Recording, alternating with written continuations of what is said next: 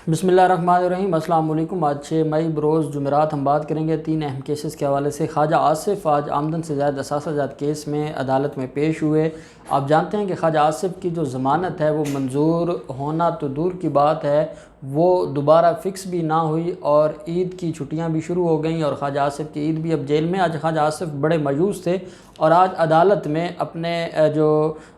दोस्त अहबाब आए हुए थे उनके साथ वो फट पड़े लीगी क़यादत के ख़िलाफ़। और मैं समझता हूँ ख्वाजा आसिफ के आज के जो रिमार्क्स थे और ख्वाजा आसिफ जितने आज दुखी थे, ये शरीफ ख़ानदान के ग़ुलामों के लिए एक इबरत का मुकाम है कि जब उनके ग़ुलामों के ख़िलाफ़ कोई कार्रवाई होती है तो वो कैसे अपने ग़ुलामों को भुला देते हैं। बड़ी ही अहम डिटेल्स हैं जो मैं आपके साथ शेयर करने जा रहा हूँ। साथ हम बात करेंगे गैर कानूनी भर्तियों का जो केस था परवेज़ इलाही के ख़िलाफ़, उस पर भी आज समाअत हुई है।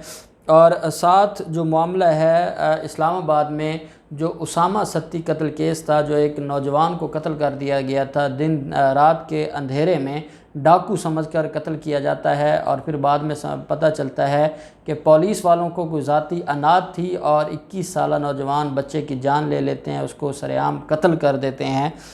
उसके ख़िलाफ़ आप जानते हैं कि उन लोगों को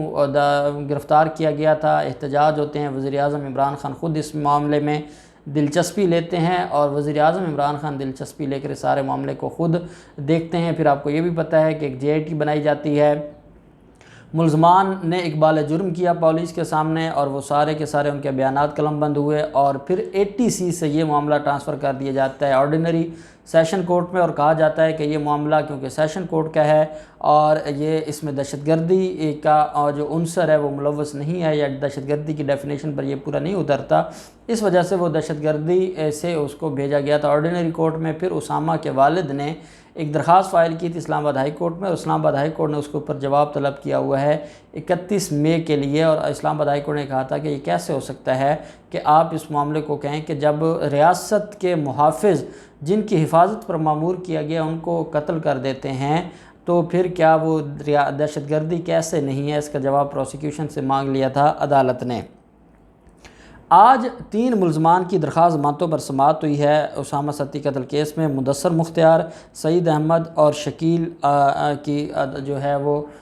3 मुल्ज़मान थे और जो आबिदा सजाद एडिशनल सेशन जज रावलपिंडी हैं उनकी अदालत में आज समाअत हुई है। और 3 मुल्ज़मों ने, अब इनको ये लगा कि इस्लामाबाद हाई कोर्ट में अभी हमारा जो ATC का मामला है या इंसदाद दहशतगर्दी की दफ़ात का जो मामला है और ये केस इंसदाद दहशतगर्दी में चलना है या नहीं चलना, इसका फ़ैसला तो इस्लामाबाद हाई कोर्ट करेगी और इस्लामाबाद हाई कोर्ट में अभी मामला पेंडिंग है। तो हम इतने में क्योंकि अब 780 ख़त्म हुआ है तो हम ज़मानत करवा लें और बाकी बाद में देखेंगे। लेकिन जो ऑनरेबल जज हैं आबिदा सज्जाद एडिशनल सेशन जज साहबा, उन्होंने बड़ा अहम फ़ैसला देते हुए तीनों मुल्ज़मान की जो दरख्वास्तें हैं उनको ख़ारिज कर दिया है और कहा है कि इनकी ज़मानतें मंजूर करना जो है वो एक इंसाफ के साथ एक बहुत बड़ा जुल्म होगा। तीनों मुल्ज़मान की ज़मानतें ख़ारिज हुई हैं। मैं समझता हूँ कि ये मज़लूमों की जीत है और ज़ालिमों की एक बड़ी हार है।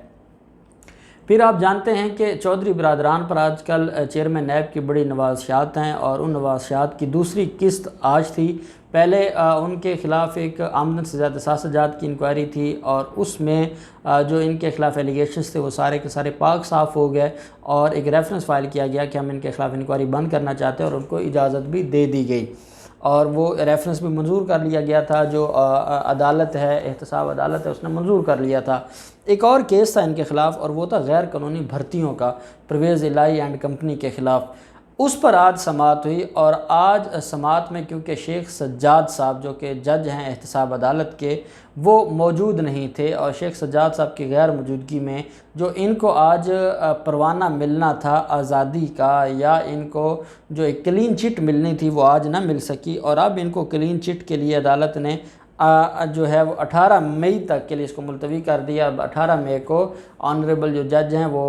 नैब रेफरेंस को मंजूर करते हुए गैर कानूनी भर्तियों का जो मामला है उसमें ये दूसरी इंक्वायरी है, इसमें भी मुल्ज़मान को जो जिनके ख़िलाफ़ एलिगेशन था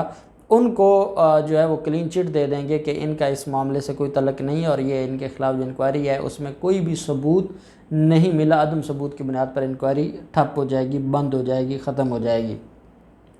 फिर आप देखते हैं ख्वाजा आसिफ का मामला। ख्वाजा आसिफ के ख़िलाफ़ आमदन से ज़्यादा असासा जात केस خواجہ آصف میں سمجھتا ہوں کہ وہ وزیر دفاع بھی رہے ہیں، وزیر خارجہ بھی رہے ہیں، اور جتنا وہ اسمبلی میں کھڑے ہو کر نواز شریف کے لیے بولے ہیں، انہوں نے گالم گلوچ کی ہے، انہوں نے بدتمیزیاں کی ہیں، اپنے منہ پر سیاہی برداشت کی ہے، جوتے برداشت کیے ہیں، نون لیگ کے لیے اتنی قربانیاں دی ہیں کہ جس کا کوئی حساب نہیں ہے، لیکن جتنی میزریبل حالت ان کی اب ہے، اگر آپ اس کو دیکھیں تو آپ کہیں کہ ہر نون لیگ کے لیڈر کو اس سے عبرت لینی چاہیے کہ ان لوگوں کے ساتھ جب ان پر زوال آتا ہے تو ان کے جو بڑے ہیں ان کو کیسے چھوڑتے ہیں۔ وہ اپنے معاملات تو مینج کرتے ہیں، آپ دیکھتے ہیں کہ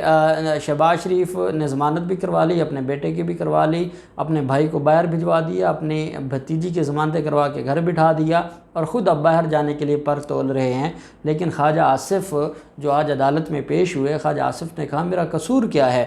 خواجہ آصف نے کہا کہ میں 5 دفعہ میری جو ضمانت ہے وہ بغیر کسی وجہ کے پوسٹ پون ہوتی رہی، اور کوئی لیگی رہنما وہاں نہیں آتا، کوئی لیگی رہنما کیا رانا ثناءاللہ، باقی جب بھی عدالتوں میں کیس ہوتا ہے نیب کا، حمزہ شہباز کا تھا، مریم نواز کا تھا، اس کے اپنے تھے وہ آتے تھے، مریم اورنگزیب، کسی کے پاس نہیں تھا کہ کوئی عدالت جائے، کم از کم اتنا پتہ تو ہو کہ یہ کوئی نون لیگ کے لیڈر کا کیس ہے، کسی سیاسی لیڈر کا کیس ہے، یا کسی ایم این اے کا کیس ہے، عدالتیں اس کو کچھ تو جو ہے وہ ورتھ سمجھیں اس کی، اور وہ ایسی ہوتے ہوتے، اور میری عید، کیا میرا دل نہیں کرتا کہ میں اپنے بچوں کے ساتھ عید کرتا، اور میں یہاں جیل میں بیٹھا ہوں؟ ساتھ انہوں نے کہا کہ یہاں آپ دیکھ لیں میرے خلاف کیس ہے، ابھی تک ریفرنس فائل نہیں ہوا، مجال ہے کبھی مجھے کوئی ملنے آیا ہو، مجال ہے کبھی مجھے ملنے کے لیے کوئی لیڈر آیا ہو، کبھی مجھ سے آ کے کوئی مشورہ کیا ہو، کیا کیا جا رہا ہے، پارٹی کہاں جا رہی ہے، پارٹی کے اگلے معاملات کیا ہیں، ان کی نظر میں مر گیا ہوں یا میری اب کوئی اوقات نہیں رہی؟ یہ ساری باتیں خواجہ آصف جب آتے ہیں آج احتساب عدالت میں، اور وہ اپنے دوستوں کے ساتھ شیئر کر رہے تھے، اور خواجہ آصف کے خلاف کیونکہ یہ آمدن سے زائد اثاثہ جات کا کیس ہے، اور اس میں خواجہ آصف کے خلاف ایلیگیشنز جو ہیں نا وہ بہت زیادہ ہیں۔ خواجہ آصف کے ایک تو غیر ملکی اقامے کا ان کا معاملہ ہے، اور اس پر آپ کو پتہ ہے کہ یہ اسلام آباد ہائی کورٹ سے نائل بھی ہو گئے تھے، پھر معاملہ سپریم کورٹ میں ان کے حق میں ہو گیا تھا، اور پھر نظر ثانی کی درخواست ابھی پینڈنگ ہے۔ لیکن دوسرا ان کے خلاف جو ہے وہ یہ ہے کہ ایک تو 13 کروڑ روپے ان کی جو بیرون ملک سے تنخواہ کی مد میں آتا ہے، اس کا بھی کوئی ان کے پاس جواب نہیں ہے، اور اس کی بھی کوئی رسید ان کے پاس نہیں ہے۔ پھر ان کے آمدن سے جو زائد اثاثے ہیں، انہوں نے کینٹ ویو ہاؤسنگ سوسائٹی بنائی سیالکوٹ میں، انہوں نے اس کے علاوہ سوسائٹیاں بنائیں، مارکیٹیں بنائیں، پلازے بنائے، کوئی ان کے پاس اس کا ثبوت نہیں ہے، اور جو سیاست ہے اس میں آنے سے پہلے چند ایکڑ زرعی زمین جو کہ وراثت میں ملی تھی، اس کے علاوہ ان کے پاس کچھ بھی نہیں تھا، اور یہ سارا کچھ انہوں نے سیاست سے کمایا ہے، اور جس کا جواب نہیں ہے۔ آج جب جج اسد علی صاحب کی عدالت میں اس کیس کی سماعت ہوئی، جو احتساب عدالت کے جج ہیں، اور ملزم کو جب پیش کیا گیا اور ملزم کی حاضری لگوائی گئی، تو عدالت نے نیب پروسیکیوٹر سے استفسار کیا کہ ملزم کے خلاف جو ریفرنس ہے وہ فائل کب ہو رہا ہے، اور ابھی تک آپ نے ریفرنس کیوں نہیں فائل کیا؟ تو آج نیب کے پروسیکیوٹر نے عدالت کو بتایا ہے کہ جناب ملزم کے خلاف جو ریفرنس ہے وہ کمپلیٹ ہو گیا ہے، اور ہم نیکسٹ ڈیٹ آف ہیئرنگ پر جمع کروا دیں گے، اور اس میں وہ جو انتخابی جو ہے وہ جو آخری مراحل میں ہے وہ ریفرنس، عدالت نے کہا یہ آخری مراحل ہم پچھلی 4 تاریخوں سے سن رہے ہیں، وہ کون سے ایسے آخری مراحل ہیں جس کی بنیاد پر ابھی تک وہ پینڈنگ جا رہا ہے؟ جس پر نیب پروسیکیوٹر نے کہا کہ جناب کووڈ کی وجہ سے کیونکہ کام بہت کم ہو گیا ہے، دفاتر میں کم لوگ آ رہے ہیں، اور ان کے خلاف بھی کافی والیومز ہیں، جو نئی بڑی چیزیں ملی ہیں، ان کے جو بے نامی دار تھے، جو ان کے جعلی اکاؤنٹس تھے، 45 تو ان کے اکاؤنٹس پکڑے گئے، ان کی ڈیٹیلز ہیں، اسٹیٹ بینک سے ہم نے کچھ ڈاکومنٹس لینے تھے، دبئی کی کمپنی سے ہم نے ڈاکومنٹس لینے تھے، تو کچھ ایسا تھا، ایسی چیزیں تھیں کہ جس کی وجہ سے ٹائم لگا ہے، لیکن ہم بہت جلد یہ ریفرنس فائل کر دیں گے، اور آج جو میں عدالت کو یہ بتا رہا ہوں یہ واقعی حقیقت ہے، اور اب مزید ہم ٹائم نہیں مانگیں گے، اور ہم اس معاملے کو اب وائنڈ اپ کرنا چاہتے ہیں اور ریفرنس فائل کرنا چاہتے ہیں۔ عدالت نے جو ہے وہ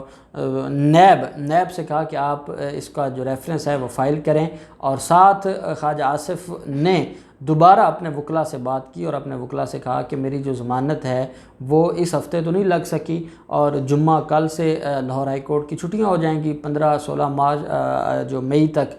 جو کیسز ہیں وہ نہیں سنے جائیں گے، تو پھر انہوں نے کہا کہ میری ضمانت کا کیا ہے؟ تو ان کے وکلاء کا یہ کہنا تھا کہ آپ کی ضمانت اب اس کے بعد چھٹیوں کے بعد ہی لگے گی، جس پر خواجہ آصف نے کہا کہ جس رفتار سے عدالتیں میرے کیس کو دیکھ رہی ہیں یا جس رفتار سے میری جماعت میرے کیسز کو دیکھنا چاہتی ہے، مجھے لگتا ہے کہ میری بڑی عید بھی، بقرہ عید کا انہوں نے ورڈ استعمال کیا کہ میری بقرہ عید بھی جیل میں ہی گزرے گی، کیونکہ مجھے نہیں لگ رہا کہ یہ ضمانت ہونے والی ہے، کوئی اس میں سیریس نہیں ہے، کوئی اس میں کانشیس نہیں ہے، کوئی اس کو جو ہے وہ دیکھ نہیں رہا۔ اور آج بھی جیسا کہ خواجہ آصف کی ضمانت کی خواجہ آصف کی احتساب عدالت میں پیشی تھی تو کوئی نہیں آیا، کوئی لیڈر نہیں تھا، کوئی پھول نہیں پھینکتا، کوئی چکر نہیں ہے، کوئی پوچھنے والا نہیں ہے، اور صرف اپنے جو ان کے کو اکیوزڈ ہیں یا جو ان کے سیالکوٹ سے کچھ چند احباب آ جاتے ہیں، یہ ہیں جو کہتے ہیں کہ ہم بڑے ہی پاپولر لیڈر ہیں اور لوگ ہم سے محبت کرتے ہیں اور لوگ ہمیں ووٹ دیتے ہیں۔ تو میں سمجھتا ہوں کہ خواجہ آصف کی اور پھر ان کی جو آج کل حالت بنی ہے وہ دیکھنے کے قابل بھی نہیں ہے۔ تو یہ ایک عبرت کا مقام ہے ان لوگوں کے لیے جو اندھے ہو کر ریاست کے ساتھ غداری کرتے ہیں لیکن شریف خاندان کے ساتھ وفاداری کرتے ہیں۔ ان کو سوچنا ہوگا کہ ان کے ساتھ اب یہ جو کچھ ہو رہا ہے، جو جویل لطیف کے ساتھ ہو رہا ہے، تو یہ ان کے لیے ایک عبرت کا نشان ہے۔ دیکھتے ہیں یہ معاملات کہاں تک جاتے ہیں، جو بھی ڈیٹیلز ہوں گے ہم آپ کے ساتھ شیئر کرتے رہیں گے۔ اللہ پاک پاکستان کا حامی و ناصر ہو۔ بہت شکریہ۔ اللہ حافظ۔ پاکستان زندہ باد۔